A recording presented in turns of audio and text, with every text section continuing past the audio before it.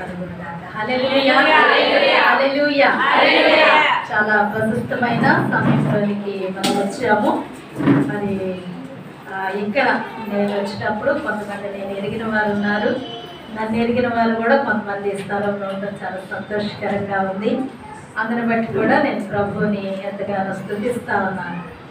మరి చాలా చోట్ల ఇలాంటి ప్రార్థనలు జరుగుతూ ఉంటే నేను కొన్ని ప్రార్థనలకు వెళుతూ ఉంటాను. కానీ ఏదైనా నేను చాలా సంతోషించిన విషయం ఏంటంటే మరి 1 గంటన్నర సేపు మరి అందరూ ప్రార్థనలు గడపడం నాకు చాలా సంతోషాన్ని ఇచ్చింది. హల్లెలూయా.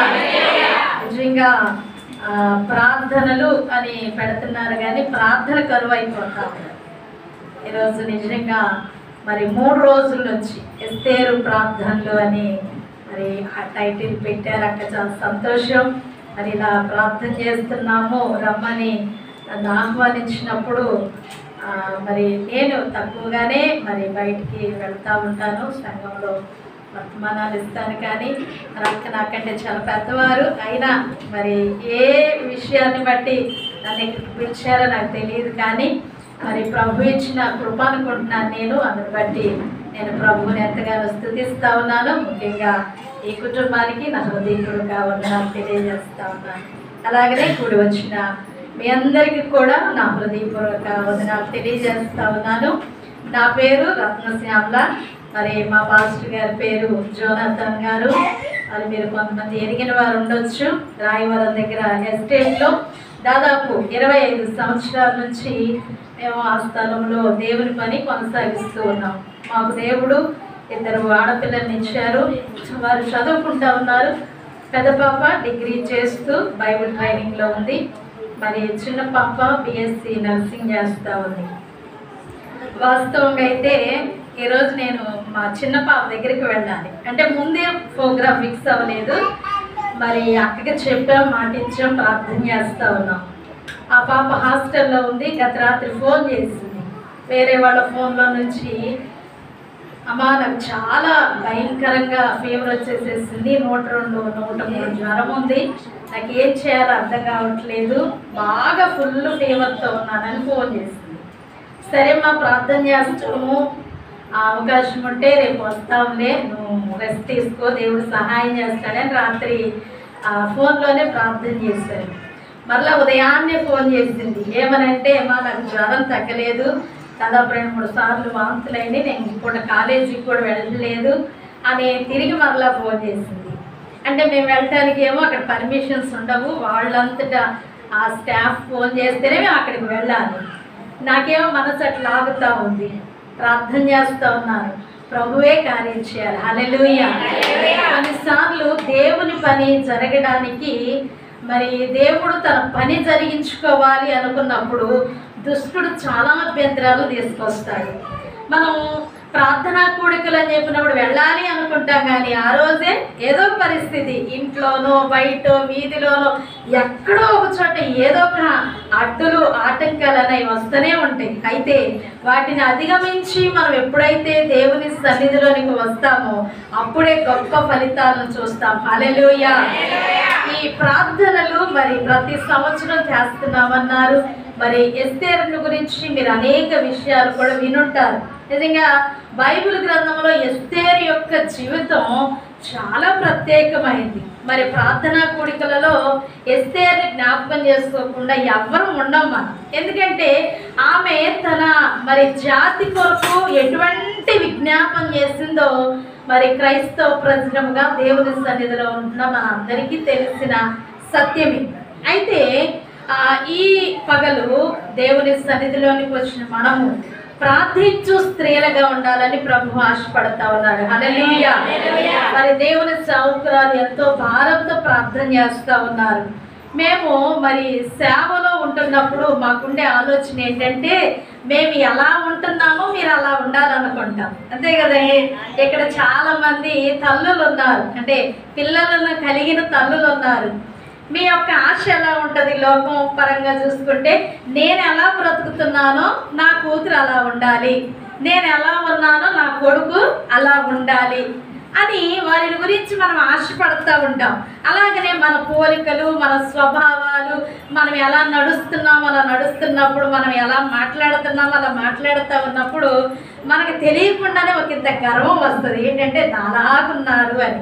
అలాగనే ఆత్మ సంబంధమైన విషయాల్లో కూడా మరి సంఘంలోనికి మీరు పిల్లలుగా వచ్చినప్పుడు ఆత్మీయ తల్లిదండ్రులకి ఎలా ఉంటుందంటే, మేము ఎంత భారం కలిగి ప్రార్థన చేస్తూ ఉన్నాం, మాతో ఉన్న మా పిల్లలు కూడా అలానే ప్రార్థన చేయాలి. మేము ఎంత చక్కగా సమయాన్ని పాటిస్తూ ఉన్నామో మా పిల్లలు కూడా అదే అంటే వాళ్ళు ఏం చేస్తారో అది చెయ్యాలి అని ఆశపడతాం. ఏమైనా తప్పుందా? తప్పేమీ లేదు. ఇంకా అలా నడుచుకున్నప్పుడు వారిని బట్టిన సంతోషం, వారిని బట్టి కలిగే ఆనందం చాలా ఎక్కువగా ఉంటుంది. ఈ ప్రార్థన కోడికలకు వచ్చిన మనము ఈ 3 దినాలు మరి ఎవరు పాల్గొన్నారో నాకైతే తెలియదు, కానీ దేవుని సన్నిధిలోకి వచ్చి మనము సమయాన్ని గడిపాం కాబట్టి ఆ సమయాన్ని దేవుడు ఎప్పుడు కూడా వ్యర్థం చేయడు. హల్లెలూయా. కాగా క్రీస్తునందు మీ ప్రయాస వ్యర్థము కాదు అని బైబిల్ గ్రంథం చెప్తా ఉంది. నిజమే, మన జీవితాల్లో కొన్ని పరిస్థితుల్ని ఇంటి దగ్గర వదిలిపెట్టు, ఎన్ని ఆటంకాలు అడ్లు ఉన్నాయో మరి మీ గురించి నాకు తెలియకపోవచ్చు. వేటిని విడిచిపెట్టుకొని వచ్చారో, ఏ పరిస్థితులను బట్టి వచ్చారో, ఎలాంటి అనారోగ్యంతో ఉండి కూడా ఇక్కడికి వచ్చారో, ఎలా వచ్చారో తెలియదు, కానీ దేవుని వాక్యం చెప్తుంది మీరు ప్రయాసపడ్డారు, అది ఎప్పుడు వ్యర్థం కాదు. హల్లెలూయా, హల్లెలూయా. ఈరోజు కూడా ఒక ప్రత్యేకమైన వ్యక్తిని మీ ఎదుటికి తీసుకొని వచ్చి నేను సమయానికే నా ధ్యానాన్ని ముగించాలనుకుంటా ఉన్నాను. ముందుగా బైబిల్ గ్రంథంలో నుంచి మనం ఒక మాటను చదువుకున్నాం. అదేంటంటే మనం బాగా ఎరిగిన దైవ వాక్యం ఇర్మియా గ్రంథము 9వ అధ్యాయము, ఇర్మియా గ్రంథము 9వ అధ్యాయము 20వ వచనాన్ని మనం చదువుకుందాం. చదవండి అమ్మా. స్త్రీలారా, యెహోవా మాట వినుడి, మీరు చెవియొగ్గి ఆయన నోటి మాట ఆలకించుడి. మీ కుమార్తెలు రోదన చేయు నేర్పుడి, ఒకరికొకరు అంగలార్పు విద్య నేర్పుడి. వీధులలో పసిపిల్లలు లేకుండాను, రాజమార్గములలో ఎవరు లేకుండాను వారిని నాశనము చేయుటకై మరణము మన కిటికీలను ఎక్కుచున్నది, మన నగరంలో ప్రవేశించుచున్నది. చాలమ్మా. ఈ ఇర్మియా గ్రంథం 9వ అధ్యాయంలో 9వ అధ్యాయం 17వ వచనం నుంచి దాదాపు 21వ వచనం వరకు ఇక్కడ స్త్రీలను గురించి జ్ఞాపకం చేస్తూ భక్తుడైన ఇర్మియా రాస్తా ఉన్నాడు. 17వ వచనంలో అయితే ఆలోచింపుడి, రోదనము చేయు స్త్రీలను కనుగొనడి, వారిని పిలువనంపుడి. తెలివిగల స్త్రీలను కనుగొనడి, వారిని పిలువనంపుడి అని చెప్తా ఉన్నాడు. అంటే అసలు రోదనం చేయటం అంటే ఏంటి? మీరేమనుకుంటున్నారు? రోదనం చేయటం అంటే ఏంటి? అసలు దేవునికి మొరపెట్టుట. ఇంకా మరి రోదనము చేయి స్త్రీలను కనుగొండి అంటే రోదనము చేయటంటే గట్టిగా ఏడవడం అన్నమాట. మరి కొంతమంది ఇంట్లో ఎవరైనా చనిపోయినప్పుడు, లేకపోతే వారికైనా ఆరోగ్యాలు బాగాలేనప్పుడు, ఏదైనా మరణకరమైన పరిస్థితులు వచ్చినప్పుడు భయంకరంగా ఏడుస్తూ ఉంటారు. వాళ్ళని ఓరపోబెట్టడం, వాళ్ళని ఏడవద్దని చెప్పడం మన చేత కాదు.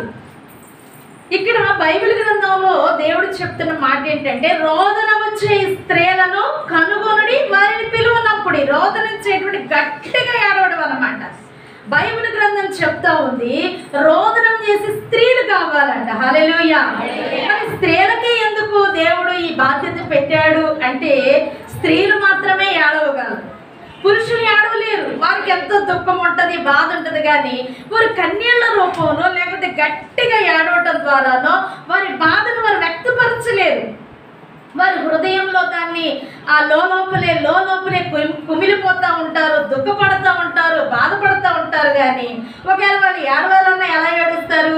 ఒంటరిగా ఎక్కడికో వెళ్ళిపోయి గదులలో కూర్చొని ఒంటరిగా మరి ఏడుస్తారేమో, కానీ మనకి తెలియకుండానే మనం అసలు ఎవరేమని అసలు ఊరికి నేను చిటుక్కుమంటే మనకు అల్లబడి నీళ్ళు వస్తూ ఉంటాయి.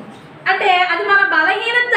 అందుకే దేవుడు చెప్తా ఉన్నాడు, రోదనము చే స్త్రీలను కనుగొనడి, వారిని పిలువనంపుడి. అంగలార్పు చేయి స్త్రీలను కనుగొనడి. ఇంకా మనం చదువుకున్న వచనంలో ఉంటుంది, మీ కుమార్తెలకు రోదనము చేయి నేర్పుడి. మీరు రోదన చేయడమే కాదు, మీరు ప్రార్థన చేయడమే కాదు, మీరు ప్రభు సన్నిధిలో ఏడవడమే కాదు, మీ పిల్లలకు రోదన చేయటం నేర్పుడి. ఎందుకు రోదనం చేయాలి? ఎందుకు ఏడవాలి? ఎందుకు మొరపెట్టాలి? ఎందుకు దేవుని సన్నిధిలో గోజాడాలి అని ఇక్కడ ఇర్మియా భక్తుడు చెప్తున్నాడు అంటే, వీధులలో పసిపిల్లలు లేకుండా, రాజమార్గాల్లో యవనులు లేకుండా మరణం ఏం చేస్తుందంట? కిటికీలను ఎక్కుతా ఉందంట. ఈ రోజుల్లో నేటి పరిస్థితులు ఇలా లేవా? వీధులలో మనం పసిపిల్లలను చూడగలుగుతున్నావా? నా చిన్నతనాన మరి పిల్లలు చిన్నపిల్లల్ని చక్కగా రోడ్ల మీద తీసుకొచ్చి అన్నం తినిపిస్తా, అటు ఇటు తిప్పుకుంటా, పెద్దవాళ్ళు కూర్చొని ఇళ్ల ముందు పిల్లల్ని వదిలేస్తే ఆడుకుంటా ఉండేవాడు. యవనస్తులు ఎంతో మంది కనబడుతూ ఉండేవాడు. నేటి తరాన మనం చిన్నపిల్లలను చూడలేకపోతా ఉన్నాం. ఒక ఫోన్ వాళ్ళ చేతికి ఇస్తే చక్కగా మనకి ఎటువంటి డిస్టర్బెన్స్ చేయకుండా మనం ఏ పని చేసుకుంటున్నా వాళ్ళు ఆ ఫోన్ చూసుకుంటే తమ కాలాన్ని గడిపేస్తూ ఉన్నారు. వీధుల్లోకి వచ్చే పిల్లల్ని మనం చూడట్లా, రాజమార్గాల్లో కనబడే యవనులు మనం చూడట్లా. ఎందుకు చూడలేకపోతున్నామంటే మరణం మన కిటికీలను ఎక్కుతా ఉంది, మరణం కిటికీలలో గుండా వచ్చేస్తూ ఉంది. నేడు ఎంతో మంది యవనస్తులు తమ జీవితాలను ముగించుకుంటున్నారు. ఎక్కడ ఏ ప్రయాణాలు చేస్తున్నా, ఎటు వెళుతున్నా ఒక ఫ్లెక్సీని చూసాము అంటే యవనస్తులైన బిడ్డలు ఏదో కాలం చెల్లి లేకపోతే వృద్ధాప్యంలో ఉన్న వారు చనిపోతున్నారంటే అటువంటి వారిని చూడట్లేదు. ఎందుకు? యవనస్తులు తమ జీవితాల్ని కాలానికి ముందే ముగించుకుంటున్నారంటే మాట వినే తరం లేరు. స్పీడ్గా బైకులు నడపొద్దు అంటే వినరు. మనం చెప్పిన మాట వాళ్ళు వెంటలేదు కాబట్టి వారి జీవితాలను వారు కోల్పోతూ ఉన్నారు. నేటి దినాల్లో రాజమార్గాల్లో యవనులను చూడలేని పరిస్థితుల్లోనికి మనం వెళ్ళిపోయాం. అవును, ఒకవేళ మనం చెప్తే మన మాట వినకపోవచ్చు, కానీ మనం ఎవరికి చెప్పాలి? దేవునికి చెప్పాలి. అవ్వా, నా పిల్లలు నా మాట వింటలేదు. మన కుటుంబాలు పతనమైపోతూ ఉన్నాయి. ఎన్నోసార్లు అనుకుంటా, నా భర్త నా మాట వింటలేదు, నా భర్త మందిరానికి రావట్లేదు, నా భర్త ఇలా ఉన్నాడు, నా పిల్లలు అలా ఉన్నారు, మా అత్తమామలు ఎలా, తల్లిదండ్రులు అట్లా, అన్నదమ్ములు ఇట్లా అందరిని గురించి ఆలోచన అయితే చేస్తున్నాము, కానీ వారి గురించి కాసేపు కూర్చొని ప్రార్థన చేయలేకపోతా ఉన్నాం.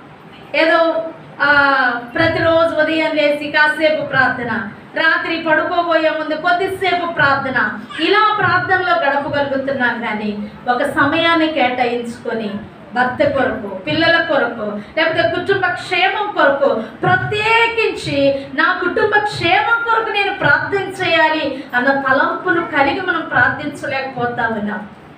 దేవుని పాదాలు మనం పట్టుకోలేకపోతా ఉన్నాం.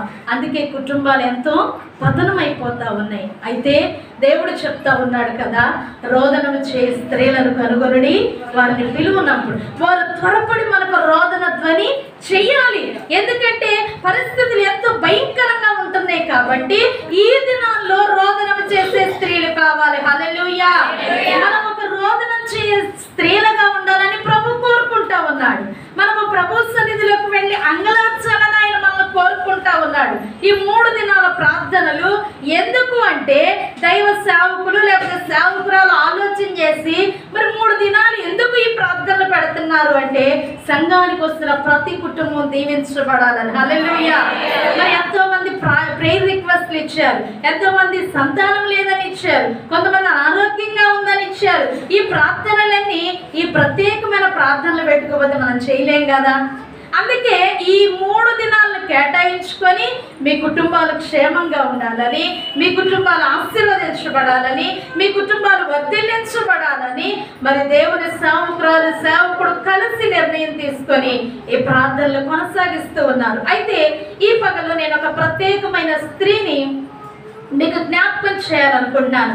ఆమె తన కుటుంబం కొరకు ఎలా ప్రయాసపడింది, తన కుటుంబాన్ని ఎలా మరి ప్రాణాపాయం నుంచి తప్పించుకున్నది, ఎలా తన కుటుంబానికి క్షేమాన్ని తీసుకొచ్చింది అనేది బైబిల్ గ్రంథంలో నుంచి మనం చూద్దాం. బైబిల్ పరిశుద్ధ గ్రంథంలో నుంచి 1 సమూయేలు గ్రంథము 25వ అధ్యాయాన్ని తీసి మన ఎదుట పెట్టుకుందాం.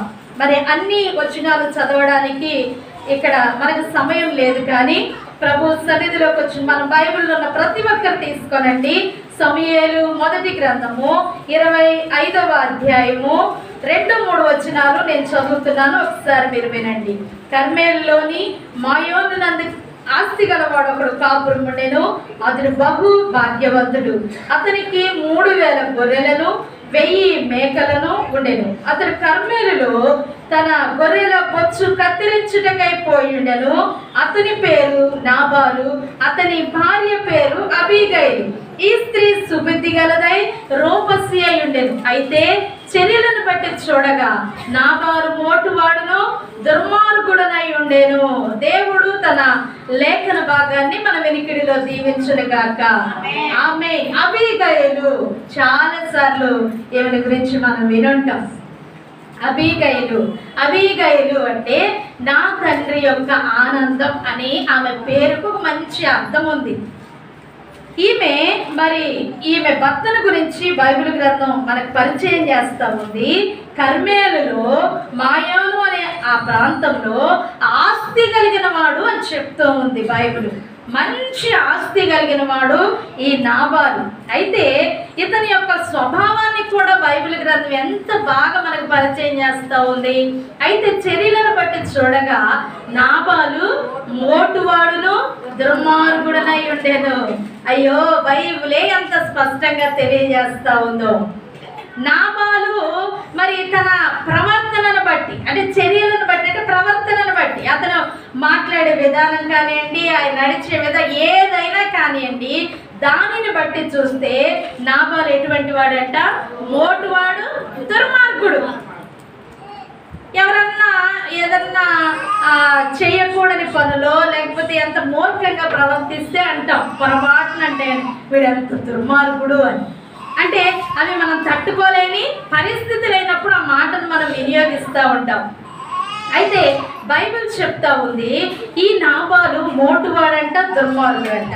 అయితే అబీగైలు గురించి రాయబడింది ఈ స్త్రీ సుబుద్ధి గలదై రూపసి అయి ఉండెను. హల్లెలూయా.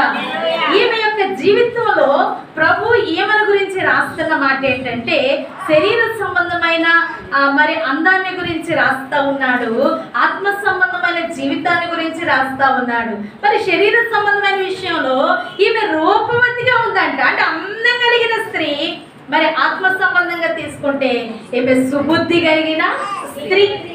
ఈమె బుద్ధి కలిగిన స్త్రీయే కాదు, సుబుద్ధి అంటే మంచి బుద్ధి కలిగిన స్త్రీగా మనకి ఇక్కడ అబీగైలు కనబడతా ఉంది.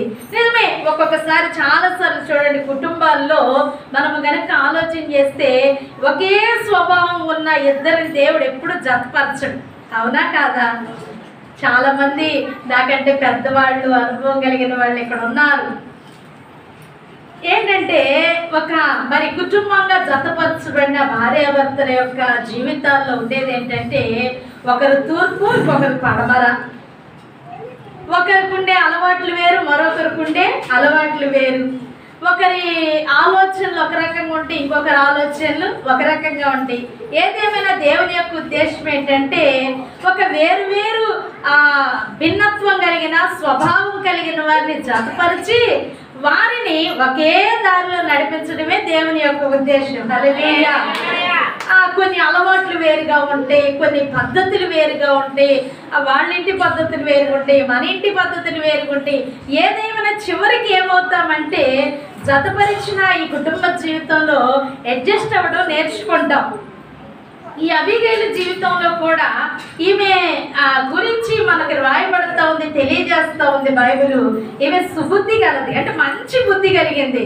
కానీ ఈయన మాత్రం దుర్మార్గుడు. అంటే ఎప్పుడు ఏం చేస్తాడో ఆయనకే తెలియదు, ఎప్పుడు ఎవరితో ఎలా మాట్లాడాలో ఆయనకి తెలియదు. ఎప్పుడు ఏదో ఒక సమస్య, ఏదో ఒక ఇబ్బంది, ఏదో ఒకటి ఆయన ద్వారా కలుగుతూనే ఉంటుంది. అయితే మనము ఎక్కువ సార్లు ధ్యానం చేసింది, నేను చాలా సింపుల్గా మీకు ఈ విషయాలు తెలియజేస్తాను. ఆ నాబాలు యొక్క కుటుంబంలో ఒక వేడుక జరుగుతూ ఉంది. అదేంటంటే గొర్రెల బొచ్చు కత్తిరించు పండుగ జరుగుతుంది. అది వాళ్ళకి చాలా ప్రాముఖ్యమైనది. సంవత్సరానికి ఒకసారి గొర్రెల బొచ్చు కత్తిరించే పండుగను వాళ్ళు చేస్తారు. ఆ రోజు వాళ్ళ ఇంట్లో ఉన్న పని వాళ్ళకేంటి, వాళ్ళ బంధువులు, రక్త సంబంధికులు అందరికీ కూడా భోజనాలను సిద్ధపరుస్తారు. కొంత చాలా ఎక్కువగా ఆహారాన్ని సిద్ధపరిచి విందు చేసుకుంటా ఉంటారు. అటువంటి విందు నాబాలు ఇంట్లో జరుగుతుంది అని దావీదు రాజు విన్నాడు. అయితే దావీదు రాజు ఆహారం కొరకు ఎందుకు కబురంపాడంటే, దావీదు తన కుమారుని చేత తరం పడతా ఉన్నాడు. అరణ్యంలో ఉన్నాడు, ఒంటరిగా తన కొంచెం మంది పనివారితో ఉన్నాడు. అందుకు నాబాల్ దగ్గరికి ఒక వర్తమానాన్ని పంపించాడు. ఏమనంటే, వాళ్లకు తన గొర్రెల కాపర్లకు కొంత ఆహారం కావాలి అని దావీదు నాబాల్ దగ్గరికి కొంతమంది మనుషులను పంపించినప్పుడు ఇక్కడ 10వ వచనంలో అంటది, నాబాల్ అంటాడు, దావీదు ఎవడు, యెషై కుమారుడు ఎవడు, తమ యజమానులను విడిచి పారిపోయిన దాసులు ఇప్పుడు అనేకులు ఉన్నారు అంటా ఉన్నాడు. దావీదు మరి నిజంగా నాబాలు యొక్క కాపరులు అరణ్యాల్లో, అడవుల్లో గొర్రెలను మందలను కాస్తా ఉన్నప్పుడు మరి వాళ్ళకి ఏ ప్రమాదం రాకుండా, తమ గొర్రెలకు కానీ తమ మందలకు కానీ తమ పనివారికి కానీ ఎటువంటి అపాయాలు కలగకుండా దావీదు ఎంతో భద్రతను కల్పించాడు. అటువంటి భద్రతను కల్పించి వారికి క్షేమాన్ని ఇచ్చి ఇట్లా వారికి కాపుదలుగా ఉండి ఎంతో సహాయం చేసిన దావీదు ఒక చిన్న సహాయాన్ని నాబాల్ను అడిగాడు. అయితే ఆహారాన్ని పంపించమంటే నాబాల్ అంటా ఉన్నాడు, అసలు దావీదెవడో తెలియదా నాబాలుకి, అతను ఒక గొప్ప రాజుగా ఉన్నాడు కదా, యెషై కుమారుడు ఎవడు అని చాలా మూర్ఖంగా మాట్లాడి ఆహారాన్ని ఇవ్వకుండా పంపించేసినప్పుడు, అయితే ఒక పనివాడు వచ్చి అబీగైలుతో చెప్తా ఉన్నాడు. ఇది చాలా ప్రాముఖ్యమైన మాట, మనం చూద్దాం. క్రిందికి వస్తే 17వ వచనంలో ఉంటది, అయితే మా యజమానునికి అతని ఇంటి వారందరికీ వారు కీడు నిశ్చయించున్నారు కనుక ఇప్పుడు నువ్వు చేయవలసిన దానిని బహు జాగ్రత్తగా ఆలోచించుము, మన యజమానుడు బహు పనికి మారినవాడు అని ఒక పనివాడు వచ్చి అబీగైలుతో చెప్తుంటే అబీగైలు మౌనంగా వింటా ఉందండి. హల్లెలూయా. ఈ రోజుల్లో ఇటువంటి సత్ప్రవర్తన కలిగిన స్త్రీలను మనం చూడగలమా? ఎవరైనా మన కుటుంబం వారి గురించి కానీ, భర్తల గురించి కానీ, పిల్లల గురించి కానీ ఒక తప్పుడు సమాచారం తీసుకొచ్చి లేకపోతే ఏదైనా ఒక తప్పుగా మాట్లాడితే మౌనంగా మనం ఉండగలమా? నేనైతే ఉండలేను. అయితే అబీగైలు సుబుద్ధి గలది అని బైబిల్ చెప్తా ఉంది, దాన్ని మనం ఇక్కడ చూస్తూ ఉన్నాం. ఒక చిన్న మాట అన్నాడా? నిజంగా అబీగైలు తన జీవితంలో ఎంతటి బాధను అనుభవిస్తూ ఉంది. ఒక దుర్మార్గుడైన భర్తతో తన యొక్క జీవితాన్ని కొనసాగిస్తూ ఉంది. తన భర్త ద్వారా తనకు నెమ్మది లేదు, తన భర్త ద్వారా తనకు సంతోషం లేదు. మూర్ఖంగా ప్రవర్తించే భర్త దగ్గర తను ఉంటా ఉంది. ఆ సమయంలో ఒక పనివాడు వచ్చి, అమ్మా మన యజమానుడు బహు పనికి మాలినవాడమ్మా, అతను చేయవలసిన పద్ధతిలో చేయలేదు, ఇప్పుడు నువ్వు చేయవలసిన దాన్ని బహు జాగ్రత్తగా ఆలోచించు అంటే ఒక ఉన్నతమైన స్థాయిలో ఉన్న అబీగైలు ఎంతో ఆస్తిపర, తన భర్త ఆస్తిపరుడు అంటే ఆమె కూడా ఆస్తిపరురాలే కదా, ఒక మంచి హోదాలో ఉన్న అబీగైలు నువ్వెంత నాకు చెప్పడానికి, అసలు ఒక పనివాడివి, నువ్వు పనివాడిలా ఉండకుండా నా దగ్గరికి వచ్చి నా భర్తను గురించి లేకపోతే నీ యజమానుల గురించి పనికి మాలినాడని మాట్లాడతావా అని మాట్లాడిన సందర్భం అది. మన కుటుంబంలో వారి గురించి మనం ఎన్నైనా అంటాం. భర్తల గురించి తాగుపోతాడో లేకపోతే తిరిగిపోతాడు, ఈ పరిస్థితులు ఎన్ని మనకు కనబడినప్పుడు భర్తను పట్టుకొని మనం తిడతా ఉంటాం. అదే ఇంకొకటి వచ్చి తిడితే ఊరుకుంటావా? వారి పాటలు కూడా ఊరుకో. ఎందుకంటే అది మనదాన్ని మనం ఎన్నైనా అనుకుంటాం, కానీ ఇంకొకళ్ళు అంటే దాన్ని భరించలేం, చేత కాదు. అయితే అబీగైలు జీవితంలో తను ఒక పనివాడు వచ్చి, అమ్మా నువ్వు చేయవలసిన దాన్ని బహు జాగ్రత్తగా ఆలోచన లేకుండా చేయమాకమ్మా. ఇప్పుడు దావీదు రాజు కోపం వచ్చింది, దావీదు ఏం చేస్తాడో తెలియదు, కాబట్టి నువ్వు ఏం చేయాలనుకుంటున్నావో దానిని బహు జాగ్రత్తగా ఆలోచించే అనగానే మనకి ఇక్కడ తెలుసు, ఆమె వెంటనే ఆహారాన్ని సిద్ధపరచుకొని దావీదుని ఎదుర్కోవడానికి వెళ్ళింది. 23వ వచనంలో ఉంటుంది, అబీగైలు దావీదును కనుగొని గార్ధబం మీద నుండి త్వరగా దిగి దావీదునకు సాష్టాంగ నమస్కారం చేసి అతని పాదములు పట్టుకొని ఇట్లా, నా ఏలిన వాడా ఏ దోషము నాదని ఎంచుము. హల్లెలూయా, హల్లెలూయా. నిజంగా ఇటువంటి సమర్పణ కలిగింది కాబట్టి అబీగైలు, ఈరోజు అబీగైలు గురించి మనం ధ్యానం చేసుకోగలుగుతా ఉన్నాం. తన భర్త చేసిన పని, దుర్మార్గుడు మూర్ఖుడయ్యి తన దావీదు అడిగిన దాన్ని ఇవ్వకపోతే అబీగైలు దాన్ని అంతటిని సిద్ధపరచుకొని దావీదుని ఎదుర్కోవడానికి వెళ్ళింది. ఎందుకంటే దావీదు యొక్క ఉద్దేశం మనకు తెలుసు, చాలాసార్లు విన్నాం. దావీదుని ఎప్పుడైతే నాబాలు వ్యతిరేకించాడో, ఎప్పుడైతే ఆహారాన్ని ఇవ్వనన్నాడో, వెంటనే దావీదు చేసుకున్న తీర్మానం లేకపోతే నిర్ణయం ఏంటంటే తెల్లవారేసరికి నాబాలు ఇంట్లో వారసుడనేవాడు ఒక్కడు కూడా లేకుండా చంపివేయబడాలి అని నిర్ణయం చేసుకొని తన సైన్యంతో వస్తా ఉన్నాడు. ఆ విషయం అబీగైలుకు తెలిసింది. వెంటనే దావీదుని ఎదుర్కొన్న అబీగైలు అంటా ఉంది, దావీదుని కనుగొని తన గార్ధబం మీద త్వరగా దిగి ఏం చేసిందంట, దావీదునకు సాష్టాంగ నమస్కారం చేసి ఆమె అంటా ఉంది, తన పాదాలు పట్టుకొని, అయ్యా ఏలినవాడా ఈ దోషము నాదని ఎంచుము. హల్లెలూయా. ఇటువంటి ప్రార్థన మనం చేయగలగాలండి. హల్లెలూయా. భర్త చేసిన దోషము, పిల్లలు చేసిన దోషాన్ని మన దోషముగా పెట్టుకొని మనము దేవుని సన్నిధిలో ఎప్పుడైతే ప్రార్థన చేయగలుగుతామో మన కుటుంబం మీదకు వచ్చే కీడంతటి నుంచి కూడా తప్పించబడతాం. హల్లెలూయా, హల్లెలూయా. ఎంత కీడు రాబోతుందో తెలుసా? నాబాలు ఒక్కడే చంపివేయబడట్లేదు. నాబాలు యొక్క కుటుంబంలో వారసుడు అనేవాడు ఒక్కడ లేకుండా చంపివేయాలని దావీదు నిర్ణయం తీసుకొని పరిగెత్తుకుంటా వస్తుంటే అదే స్పీడ్తో వెళ్ళింది అబీగైలు. అయ్యా పాదాలు పట్టుకొని దావీదు యొక్క పాదాల మీద సాష్టాంగ నమస్కారం చేసేటది, నా ఏలిన వాడా ఈ దోషము నాదిగా ఎంచయ్యా. అయ్యా అతని చర్యలను బట్టి చూస్తే, అతని యొక్క పనులను బట్టి చూస్తే, అతని పేరును బట్టి చూస్తే అతను మోటువాడు, దుర్మార్గుడయ్యా. అతనికి ఏం తెలియదయ్యా, ఎవరితో ఎట్లా మాట్లాడాలో తెలియదు, ఎవరికి ఎలా చెయ్యాలో తెలియదు, ఎవరితో ఎలా సంపాదించాలో తెలియదయ్యా. అందుకేనయ్యా పొరపాటున అన్నాడయ్యా, తెలియక చేశాడయ్యా. ఈ దోషం నాదిగా ఎంచుకోయ్యా, క్షమించయ్యా. నువ్వు ఏ నిర్ణయం తీసుకొని వస్తున్నావో నాకు తెలియదు, కానీ నా కుటుంబం మీదకి కీడునైతే నువ్వు తీసుకురావద్దు ప్రభువా అని దేవుని సన్నిధిలోనికి వెళ్ళి ప్రార్థన చేసినట్లుగా అబీగైలు దావీదు యొక్క పాదముల మీద పడి బ్రతిమలాడుతున్నట్టుగా మనకి ఇక్కడ 23వ వచనం నుంచి దాదాపు 32వ వచనం వరకు కూడా ఆమె ఎలా దావీదును బ్రతిమాలుకుందో ఇక్కడ కనబడతా ఉందండి. తన కుటుంబం మీదకి రాబోయే కీడంతటిని అబీగైలు తప్పించగలిగింది. హల్లెలూయా, హల్లెలూయా.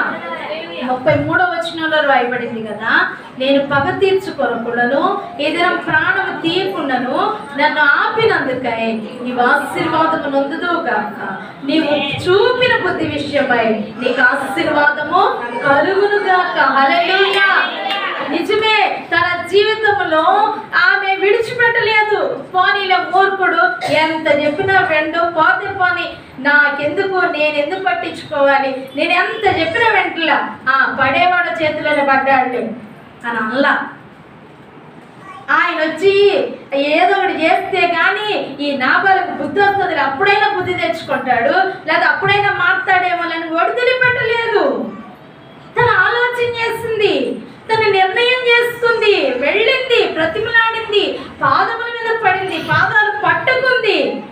దావీదును బ్రతిమలాడుతా ఉందయ్యా, నీ దాసురాల్ని నేను, నన్ను కటాక్షించయ్యా, నీ దాసురాన్నయ్యా, ఈ దోషం నాదిగా ఎంచయ్యా, నీ దాసురాన్నయ్యా, ఇది నాదిగా ఎంచి క్షమించయ్యా అని దావీదును అడుగుతా ఉన్నప్పుడు దావీదు అంటాడు, నీవు చూపిన బుద్ధి విషయమై నీకు ఆశీర్వాదం కలిగింది.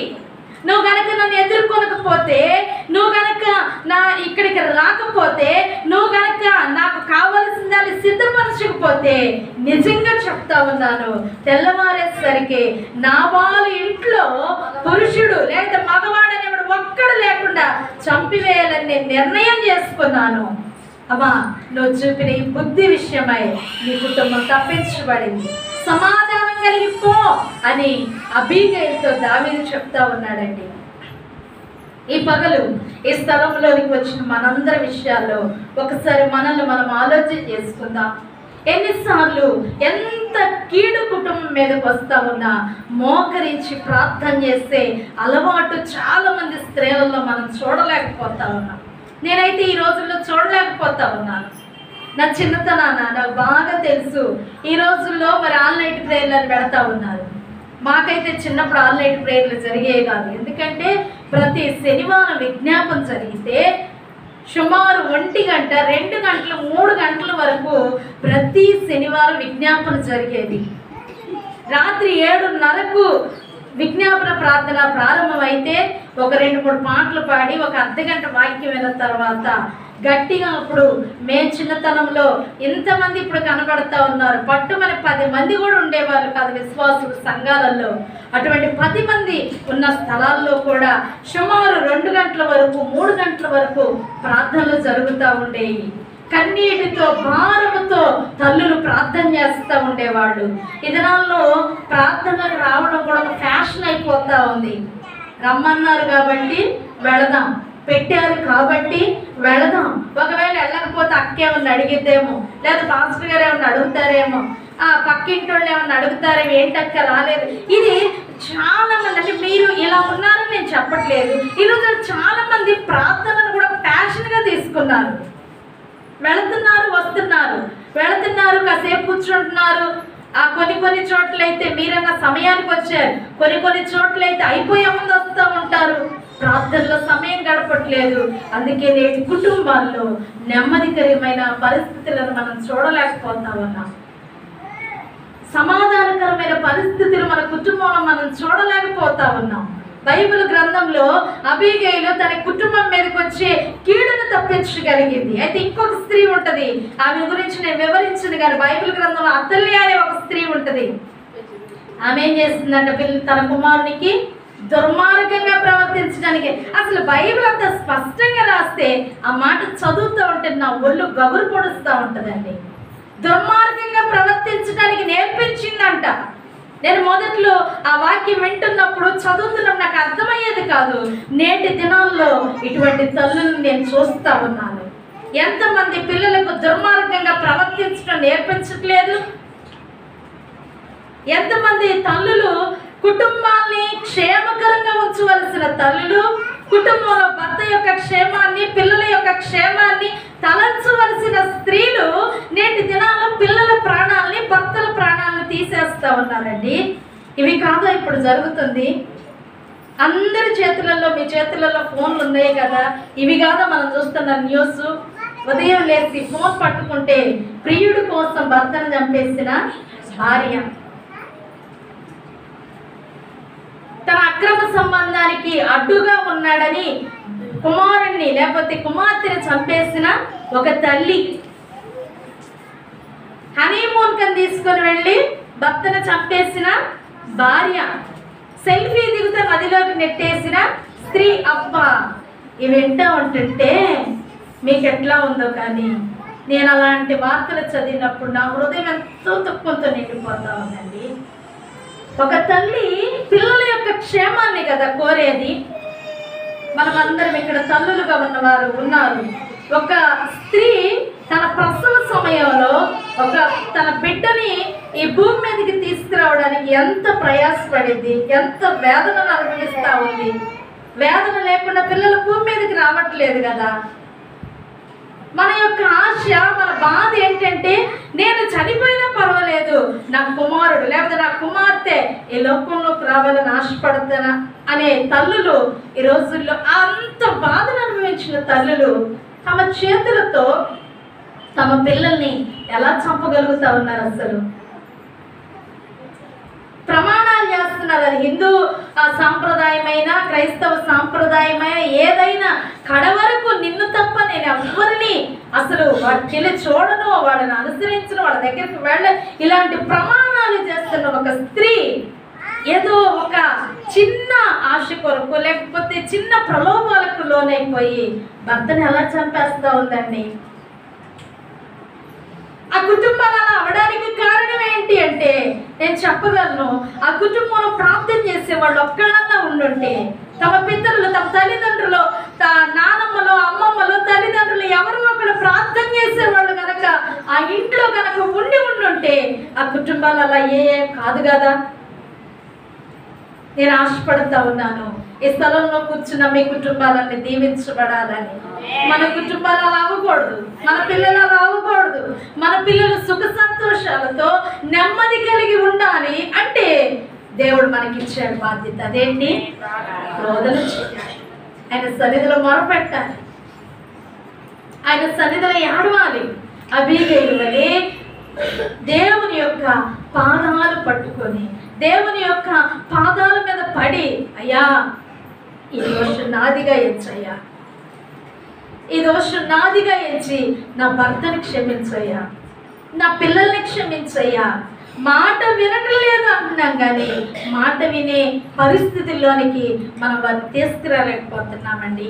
బైబిల్ గ్రంథం చెప్తా ఉంది కదా, నీ పవిత్ర ప్రవర్తనను బట్టి వాక్యం లేకుండానే భర్తలు రాబడవచ్చు అని వాక్యం చెప్తుంది కదా. మరి ఎందుకని మన కుటుంబాల్లో ఎక్కువ మంది ఎక్కడ చూసినా స్త్రీలే కనబడతా ఉన్నారు కానీ పురుషులు కనబడలేకపోతా ఉన్నారు? అదేమంటే మనకు ఒక కారణం తెలుసు. నేను ఎంతో చెప్తున్నానక్క, రావట్లేదు. నేను ఎన్నిసార్లు పిలుస్తున్నానక్క, రావట్లేదు. పిలవడం కాదు, ఎప్పుడన్నా బ్రతిమలాడావా? ఎప్పుడన్నా ఆయన దగ్గరికి వెళ్ళి కూర్చొని, అయ్యా ఈరోజు దైవ సేవకులు వస్తూ ఉన్నారు, మందిరంలో మంచి మీటింగ్ జరుగుతూ ఉంది, నేను ఎక్కువసేపు కూర్చోలేకపోయావు, ఒక 10 నిమిషాలు అట్లా రాయా, ఒక 10 నిమిషాలు వచ్చి కూర్చోయ్యా అని భర్తను ఎప్పుడన్నా బ్రతిమలాడిన సందర్భాలు మీకేమైనా ఉన్నాయా? అటువంటి అనుభవాలు? పిల్లల ప్రార్థనలకు రావట్లేదు, వారిని గురించిన భారం, వాళ్ళ గురించిన మరి దుఃఖము మనలో కలగాలి కదా. మందిరంలో యూత్ మీటింగ్ పెట్టినప్పుడు, మందిరంలో సండే స్కూల్ జరుగుతూ ఉన్నప్పుడు, వారి సందర్భాల్లో మన పిల్లల్ని మనం ప్రోత్సహించి పంపించకపోతే ఇంకెవరు ప్రోత్సహిస్తారు? మన పిల్లల యొక్క క్షేమము, మన పిల్లల యొక్క సుఖము, మన పిల్లల యొక్క సంతోషం మనది కాదా? వారి కొరకు ప్రార్థన చేయవలసిన బాధ్యత దేవుడు నీ పైన నా పైన పెట్టినప్పుడు ఏదో వచ్చాను వెళ్ళాను, ఇప్పుడు ఇచ్చాం కదా అక్కకి చాలా స్లిప్పులు, సుమారు 2 స్లిప్పులు వచ్చినాయి, అక్కకి స్లిప్ ఇచ్చాను, అక్క ప్రార్థన చేసింది, అయిపోయింది. అలా అనుకుంటే సరిపోయిందా? నీ కుటుంబం గురించిన నీ బాధ, నీ భారం ఏది? మనకి హృదయం ఏదైనా దుఃఖం కలిగినప్పుడు నేను ఏడ్చినంతగా నా దుఃఖాన్ని గురించి, నా బాధని గురించి మీరు ఏడవలేరు కదా. అది నా బాధ, అది నాకు మాత్రమే తెలుసు. నా కుటుంబ పరిస్థితి ఏంటి, ఆ పెయిన్ని నేను ఎంతవరకు అనుభవిస్తా ఉన్నాను, నా కుటుంబాన్ని గురించిన ఆలోచన ఏంటి అనేది అది నేను మాత్రమే భరించగలను. నేను మీకు ఒక మాట చెప్పొచ్చు, మీరేం చేయగలరు? చెప్పాను కాబట్టి ప్రార్థన చేస్తారు, కానీ నా బాధను మీరు తీసుకోలేరు కదా. అలాగనే ఎవరి కుటుంబం గురించిన బాధ్యత వారిదే, ముఖ్యంగా స్త్రీది. ఒక భక్తుడు ఇలా చెప్పాడు, ఏమనంటే స్త్రీ అనుకుంటే ఏదైనా చేయగలదంట, ఎంతైనా చేయగలదంట, ఎలాగైనా చేయగలదంట. హల్లెలూయా. అంటే అది మనకి ఇచ్చిన టాలెంట్. మనం ఏం చేయాలనుకుంటే చేస్తాం ఖచ్చితంగా. ఈ రోజుల్లో మరి పురుషులు మందిరానికి రాలేకపోతున్నారంటే దాని కొరకు నువ్వు ప్రయత్నం సరైన రీతిలో చెయ్యట్లా. నువ్వు చేస్తే దేవుడు ఖచ్చితంగా సహాయం చేస్తాడు. కొన్ని విషయాల్లో మనం నిలబడవలసిన విషయాల్లో మనం నిలబడాలి. దేవుని సన్నిధిలోనికి వచ్చిన మనము ఆయన పాదాలు పట్టుకోకుండా, ఆయన ఎదుట సాగిల పడకుండా, ఆయన బ్రతిమలాడకుండా, ఆయన్ని క్షమించమని అడగకుండా మన కుటుంబాల్లో మనం ఆశీర్వాదాన్ని చూడలేము. కుటుంబం యొక్క క్షేమం యొక్క బాధ్యత ఒక స్త్రీగా, ఒక తల్లిగా, ఒక చెల్లిగా నీపైనే ఉంచబడింది. రక్షణ లేని నీ కుటుంబం కొరకు, రక్షణ లేని నీ భర్త కొరకు, మోటువాడైనా నీ భర్త త్రాగుబోతువాడా, నీ భర్త ఎటువంటి పరిస్థితుల్లో ఉన్నాడు, మాట వింటలేదా, తిరిగిపోతాడా, తాగుపోతాడా, లేకపోతే అనవసరమైన ఖర్చు ఏం చేస్తున్నాడో మాకైతే తెలియదు, నీకు తెలుసు నీ కుటుంబాన్ని గురించి. అయితే ఈరోజు ప్రభు గుర్తు చేస్తున్న మాట ఏంటంటే, ప్రభు సన్నిధిలోనికి వచ్చి ఆయన పాదాలు పట్టుకొని ఆయన అడుగు, ప్రభువా అయ్యా నా భర్త చేస్తున్న దోషం నాదిగా ఏం చెయ్యా.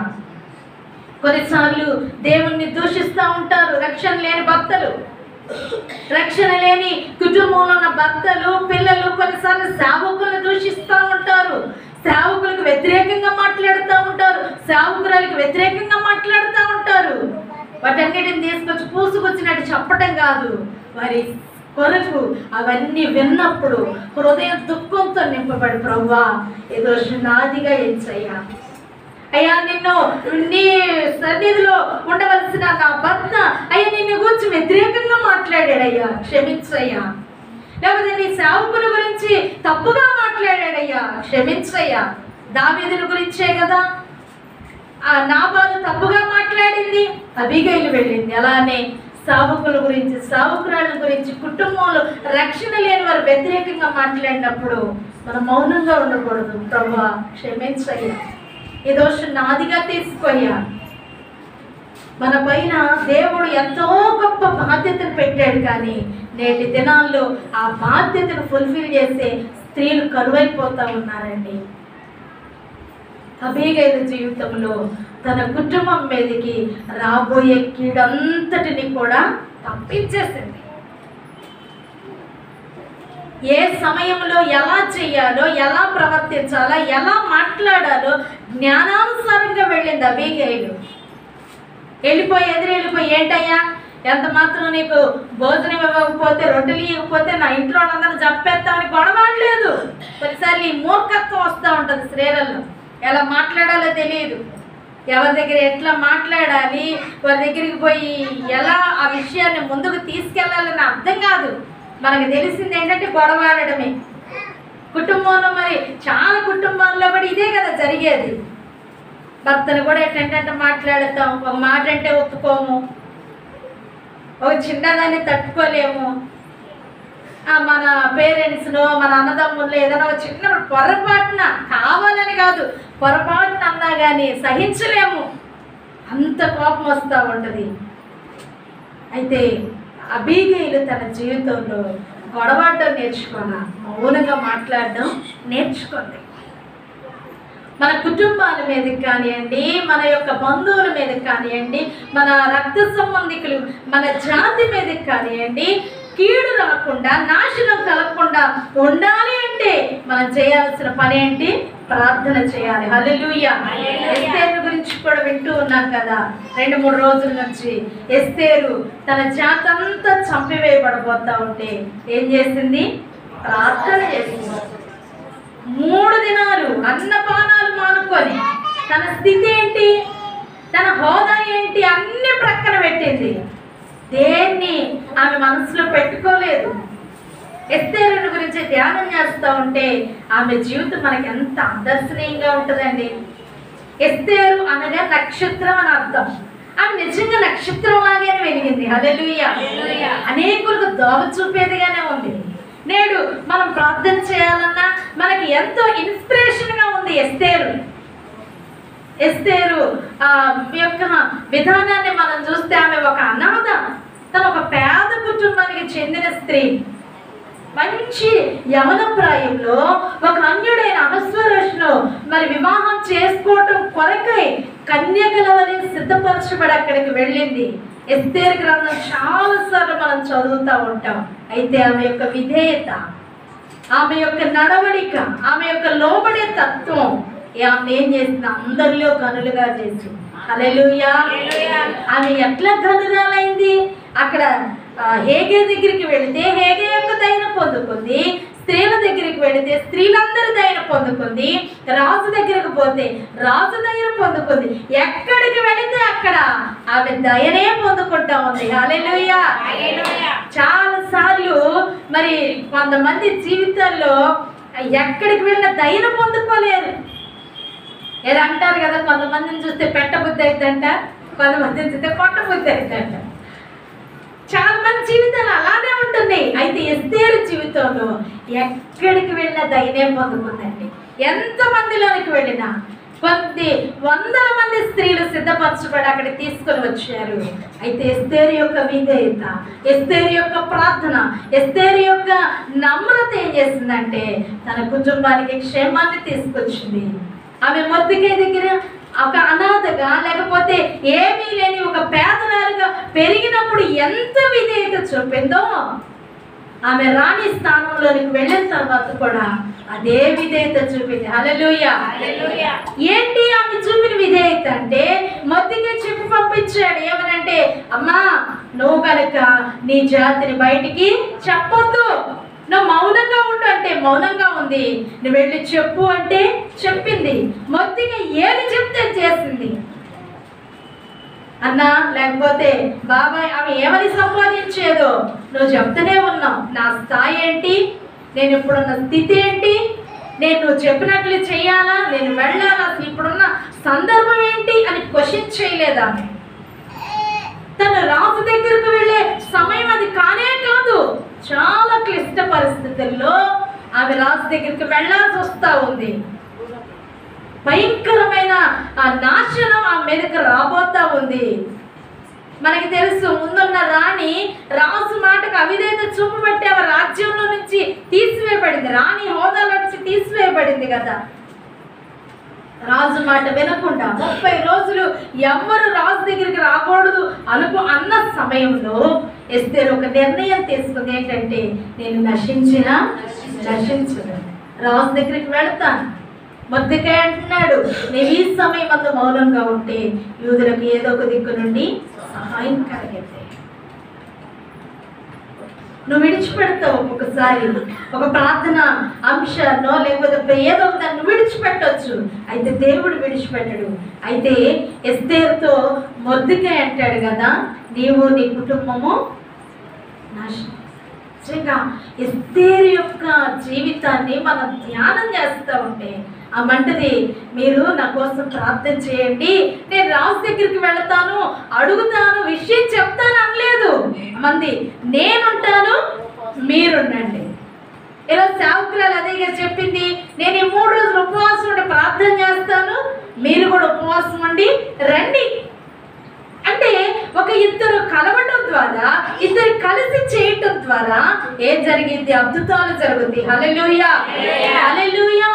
నిజమే, ఎస్తేరు యొక్క జీవితంలో ఎస్తేరు ఒక రాణి హోదాకు వెళ్ళిన తర్వాత కూడా ఆమె ఎన్నడూ తన పాత స్థితిని మర్చిపోలేదు. మొర్దెకైకి ఎట్లా విధేయత చూపిందో నేటికి రాణి 120 సంవత్సరాలకు రాణి అయినా కానీ ఆమె విధేయత చూపుతూనే ఉందండి. చాలా మంది జీవితాల్లో మన స్థితి బాగలేనప్పుడు, మన పరిస్థితి బాగలేనప్పుడు సేవకుల చుట్టూ తిరుగుతాం, దేవుని దగ్గరికి మాటికి వెళతాం, లేస్తే ప్రార్థన అంటాం, కూర్చుంటే ప్రార్థన అంటాం, పడుకుంటే ప్రార్థన అంటాం. కానీ మన స్థితి మారిన తర్వాత, లేకపోతే మన పరిస్థితిని చక్కబడిన తర్వాత కొన్నిసార్లు ప్రార్థనకు దూరం అయిపోతామంటాం. ఈ మధ్యకాలంలో రీసెంట్గా మా సంఘంలో ఒక విషయం జరిగింది. అదేంటంటే, మరి ఆ కుటుంబాన్ని మేము చాలా ప్రేమించాం. ఆ పాప వాళ్ళ కుమార్తె చాలా అనారోగ్యంగా ఉంటుంది. ఎక్కువసార్లు బాగా దగ్గరికి తీసుకునేవాళ్ళం, ఆ బిడ్డ కొరకు ప్రార్థన చేసేవాళ్ళం, ఎవరికైనా ఉన్న బిడ్డకి ఎన్నో మంచి విషయాలు చెప్తా ఉండేవాళ్ళం, మా పిల్లలతో పడంగా ఆ బిడ్డను చూస్తూ ఉండేవాళ్ళం. అయితే మాకు వాళ్ళకి మధ్య ఎటువంటి విభేదాలు రాలేదు. కానీ మందిరానికి వస్తున్న ఒక ఇద్దరు ఆ కుటుంబ సమస్యలను బట్టో ఏదో చిన్న ప్రాబ్లం బట్టి ఆ ఇంటి అమ్మ ఇంకొక ఇంటి చెల్లి, ఒక చెల్లి ఇద్దరు కొట్టుకున్నారా, అది మాకు తెలియదు. ఆ రోజు మేము ఊర్లో కూడా లేము. అయితే మరి ఏం చేశారంటే, ఆమమ్మ అనుకుంది ప్రార్థన, ఏమమ్మ అనుకుంది. ఎందుకు అనుకున్నారు అంటే కారణం ఏమీ లేదు. సేవకులు మర్చిపోయారు. నీ కొరకు ప్రార్థన చేసి, నీ కొరకు కన్నీరు గార్చి, నీ కొరకు ఇన్ని చేసి, నీకు కష్టం వచ్చినప్పుడు, లేకపోతే ఏదైనా బాధ కలిగినప్పుడు పరుగులెత్తుకుంటూ వస్తున్నావు కదా సేవకుడి దగ్గరికి. వాళ్ళు ఈరోజు ఒక ఉన్నతమైన స్థాయికి వెళ్ళారు. వాళ్ళ భర్త త్రాగుబోతు, భయంకరమైన పరిస్థితుల ఇంట్లో ఉండేవి.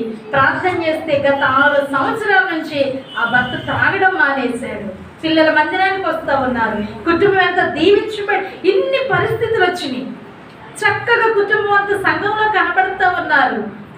ఒక చిన్న ప్రాబ్లం వచ్చినప్పుడు దానికి సొల్యూషన్ చెప్పాం. అక్క ఇది కాదు, ఇది పద్ధతి అన్నాం. వినలేదు.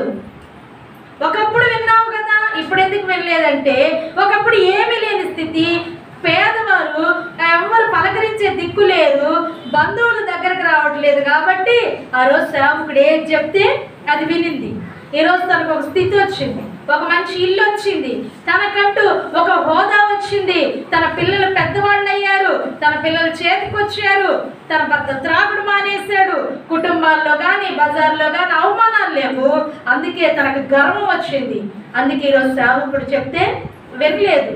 దానివల్ల జరిగిన పర్యవసానం ఏంటంటే 6 సంవత్సరాల నుంచి చర్చి మానుకోవడం ద్వారా త్రాగడం మానుకున్న భర్త తాగడం ప్రారంభించాడు. పిల్లలకి తండ్రికి మధ్య సమాధానకరమైన పరిస్థితులు లేవు. కానీ ఇప్పుడన్నా లోబడతారంటే లోబడట్లేదు. నాకేంలే అన్నట్లున్నారు. చూడండి, ఇక్కడ కూర్చున్న మీతో ఒక మాట నేను చెప్తా ఉన్నాను. నా వయసు చిన్నదై ఉండొచ్చు, ఇలా నాకంటే పెద్దవారు ఉండొచ్చు. అయితే నాకంటే పెద్దవారు ఉంటే మీ చెల్లిగా తీసుకోండి, లేదా మీ కుమార్తెగా తీసుకోండి. నాకంటే చిన్నవారు ఉంటే మీ అక్కగా తీసుకోండి. మన స్థితి మారిన తర్వాత, మన హోదా మారిన తర్వాత, మన పరిస్థితులని చక్కబడిన తర్వాత దేవుణ్ణి మర్చిపోకూడదు. దేవుని సంఘాన్ని, లేకపోతే కుటుంబాన్ని, సావుకురాలు మనం ఎప్పుడు మర్చిపోకూడదండి. మర్చిపోయామంటే జరిగే నష్టాన్ని అది మరలా నువ్వు కూర్చుకోవడం నీ చేత కాదు. నేను అనుభవంతో చెప్తా ఉన్నాను.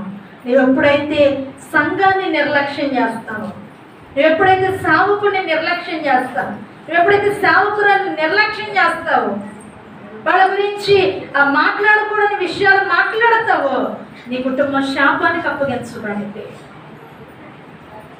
ఎస్తేరు విధేయత తనలో ఉన్నతమైన స్థాయికి తీసుకుని వెళ్ళటమే కాదు, తన జాతంతా రక్షించబడడానికి కారణమైంది. ప్రార్థన చేసింది 3 రోజులు, అన్నపానములు మానుకొని ప్రార్థన చేసింది. అంతేకాదు ప్రార్థన సహాయాన్ని కూడా కోరింది. ఆమె ముందు ప్రార్థన సహాయాన్ని కోరి తను ప్రార్థన చేయలేదు. ముందు తనకు నిర్ణయం తీసుకుంది. నువ్వు నిర్ణయం తీసుకో. ఈరోజు అక్క మాటికి ప్రార్థన చేస్తూ మాట్లాడినప్పుడు నాకు చాలా సంతోషం వేసిందండి. మరుసటి మరి ఇదే ప్రార్థనలకి ఏ ప్రార్థనాంశం చేస్తున్నా వారు సాక్ష్యం చెప్పాలయ్యా అక్క ప్రార్థన చేస్తా ఉన్నారు.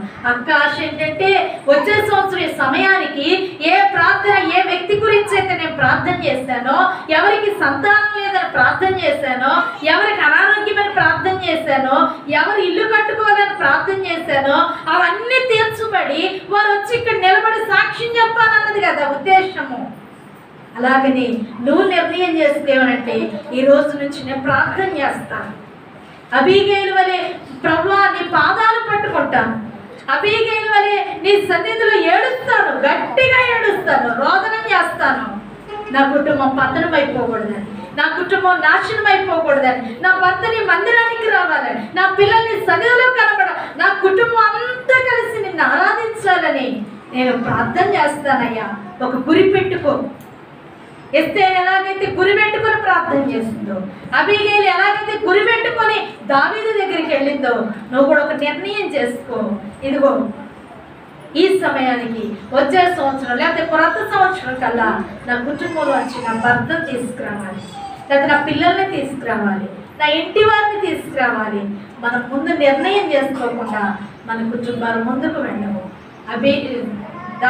ఎస్తేరు యొక్క జీవితంలో విధేయత కలిగి ఉంది. ఈ విధేయత కనుక మనం నేర్చుకుంటే నిజంగా ప్రతి స్త్రీకి కూడా విధేయత అనేది నిజమైన అలంకారం. నువ్వు ఏం అలంకరించుకోకపోయినా విధేయతను కనుక నువ్వు కలిగి ఉంటే నీ ఇంట్లో నువ్వు ఆశీర్వాదకరంగా ఉంటావు, నీ వీధిలో నువ్వు ఆశీర్వాదకరంగా ఉంటావు, నువ్వు ఎక్కడుంటే అక్కడ ఆశీర్వాదమే ఉంటుంది. మనల్ని బట్టి మన కుటుంబాన్ని ఆశీర్వదించబడాలి, మనల్ని బట్టి మన కుటుంబాలు పతనమైపో అయిపోకూడదు. న్యూస్ చూస్తున్నప్పుడు చదువుకొని మౌనంగా ప్రక్కన పడేయొద్దు. అయ్యో నన్ను బట్టి నా కుటుంబం పతనం అయిపోకూడదయ్యా, నన్ను బట్టి నా భర్త మందిరానికి రావడం మానుకోకూడదయ్యా, నా ప్రవర్తనను బట్టి నా భర్త మందిరానికి రావాలి, నా ప్రవర్తనను బట్టి నా భర్త ఆగిపోకూడదు, నా ప్రవర్తన బట్టి నా పిల్లలు ఆగిపోకూడదని మనం ప్రార్థన చేసేవారిగా ఉండాలి. మన ప్రవర్తనను సరి చేసుకోవాలి, మనం దేవునికి విధేయత చూపాలి, ఆయన సన్నిధిలో మన నడవడిక బాగుండాలి, మన మాటలు బాగుండాలి. ఇవన్నీ మనం సరి చేసుకోకుండా, మనము సరవకుండా, మనము సరైన మార్గంలో లేకుండా నా కుటుంబం దీవించబడాలి, నా పిల్లలు దీవించబడాలి, నేను ఇల్లు కట్టుకొని నేను పెళ్లి చేసి ఇవన్నీ జరగాలంటే ఎప్పటికీ కావండి. మీ తీర్మానం సరైనదిగా ఉండాలి. ఎస్తేరు నేను మంచి ప్రాంతంలో అంతఃపురంలో ఉన్నానులే, నాకేంలే, నేనేమన్నా నా జాతిని చెప్పానా, నేను యూదురాలని చెప్పానా, అందరూ వస్తే చచ్చాను, నేనైతే చావనగా అని అనుకోలేదు. తన జాతి అంతటి కొరకు రోదన చేసింది, అంగలార్చింది, మొరపెట్టింది. నేటి పరిస్థితుల్ని నువ్వు ఆలోచించి నీ ఇంటిని గురించి మాత్రమే కాదు, ఈ ప్రాంతాలను చూస్తూ ఉన్నప్పుడు, లోకంలో పరిస్థితులు చూస్తూ ఉన్నప్పుడు, ప్రభువా ఎందుకు ఈ లోకం ఎలా పోతా ఉంది, ఎందుకు ఈ పరిస్థితులు ఇలా ఉంటా ఉన్నాయి, భర్తలను చంపే భార్యలు ఏంటయ్యా, పిల్లలను చంపే భార్యలు ఏంటయ్యా, కుటుంబాలు ఎందుకయ్యా ఎలా పతనం అయిపోతా ఉన్నాయి, అయ్యా ఈ ప్రాంతాన్ని బాగు చేయని ప్రార్థన చేయవలసిన అవసరత నీ పైన నా పైన ఉందక్క. కన్నీరు కాల్చవలసిన బాధ్యత ఉంది. మరణం కిటికీలు ఎక్కుతున్న దినాల్లో మనం బ్రతుకుతా ఉన్నాం. ఆ మరణాన్ని ఆపాలి కదా, ఎలా ఆపుతాం? ఇజ్రాయేలీలు ఆపారు, ద్వారబంధాలకి రక్తాన్ని పూసి. సిలువ రక్తాన్ని మనం పుయ్యాలి, సిలువ రక్తాన్ని మన ఇంట్లో మెల్ల మీద ప్రోక్షించాలి. మరణాలు అప్పుడే మనం ఆపగలం. తీర్మానం చేసుకుందాం, అబీగయిలాగా ప్రార్థన చేయడానికి తీర్మానం చేసుకుందాం, ఎస్తేరు వలె ప్రార్థన చేయడానికి ప్రభు సన్నిధిలో అడుగుదాం. మొదటిగా చెప్పుకున్నట్లు క్రీస్తునందు మన ప్రయాస ఎన్నడూ కూడా వ్యర్థం కాదు. ఒకవేళ నువ్వు ప్రార్థన చేసి నువ్వు నీ జీవితమే ముగించబడవచ్చు, కానీ ప్రార్థన నువ్వు చచ్చిపోయినా నీ ప్రార్థన చావదు. హల్లెలూయా. నేను ఎంతో దుఃఖపడే విషయం ఏంటంటే, మా అత్తగారు మా అమ్మగారు ఇద్దరు లేరు. అయితే మా కొరకు వాళ్ళు ఎంత ప్రార్థన చేసేవాళ్ళు అంటే, మా అమ్మ బాగా ఎప్పుడు ప్రార్థన బైబిల్ చదువుకుంటూ కూర్చునేది.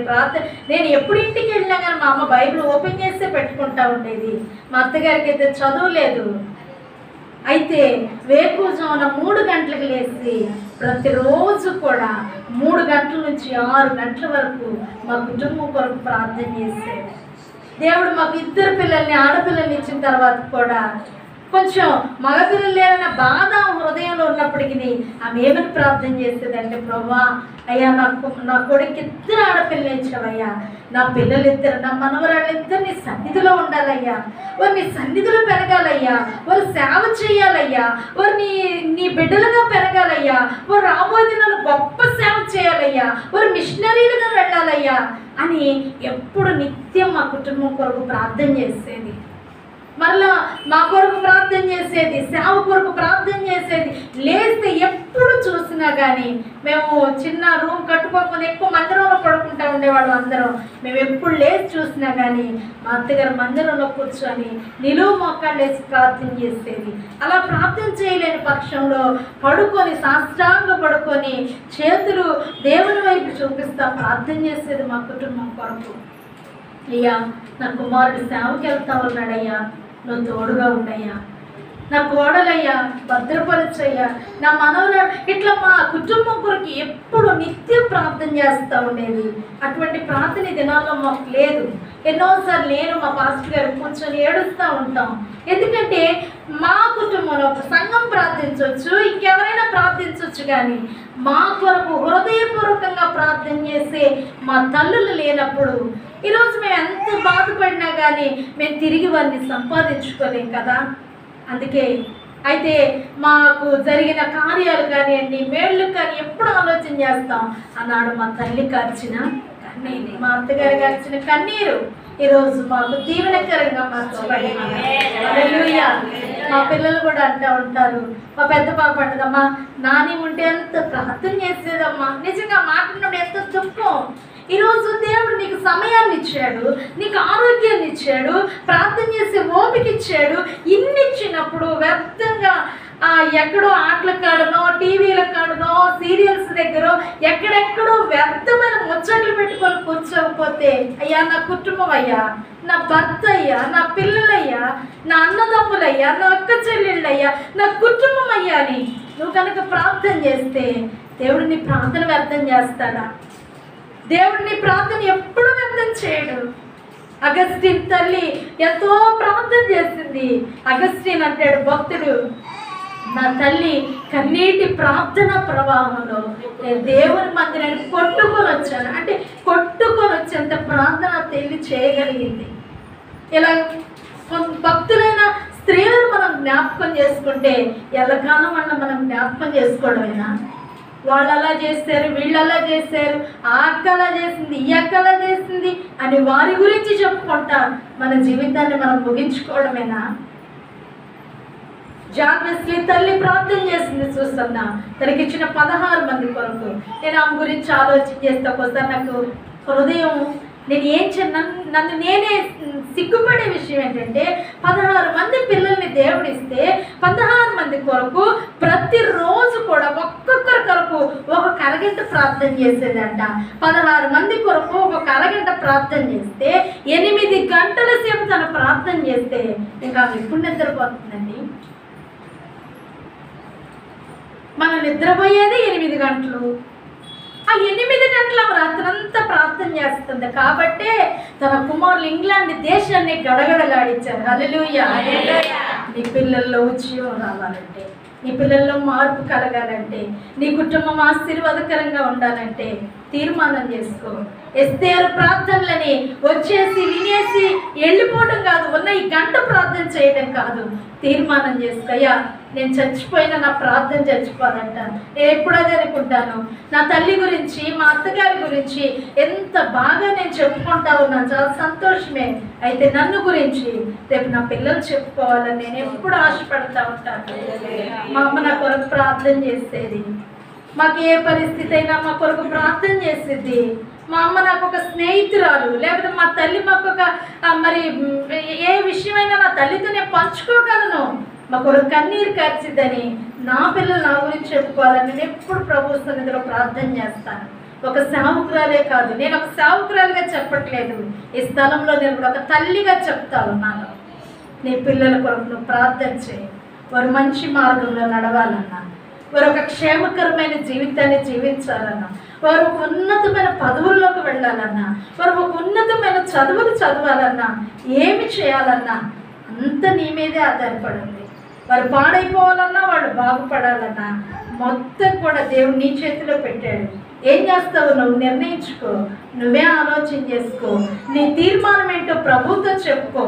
నీ తీర్మానాన్ని ప్రభు స్థిరపరుస్తాడు.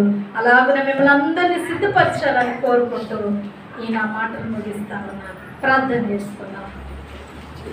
అందరం మోకరించి కళ్ళు మూసుకొని కొద్ది నిమిషాలు దేవుని సన్నిధిలో ప్రార్థన చేద్దామా?